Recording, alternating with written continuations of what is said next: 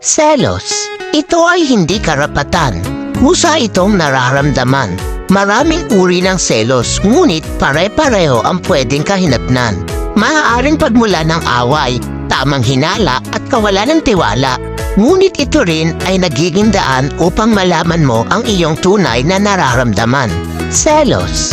Minsan, nakakakilig, nakakatuwa pag nalaman mo na may nagseselos para sa'yo kahit wala naman kayo. Pero minsan, ito rin ay delikado. Dahil pwede itong pagmulan ng gulo at hindi pagkakaunawaan na nauuwi sa hiwalayan. Kaya kung may asawa ka na o jowa, dumistansya ka sa taong alam mong pagseselosa ng partner mo.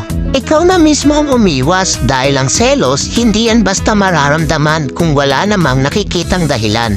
Pero paano kung nagsiselos lang nang wala namang dahilan? Ang tawag dyan, abnormal.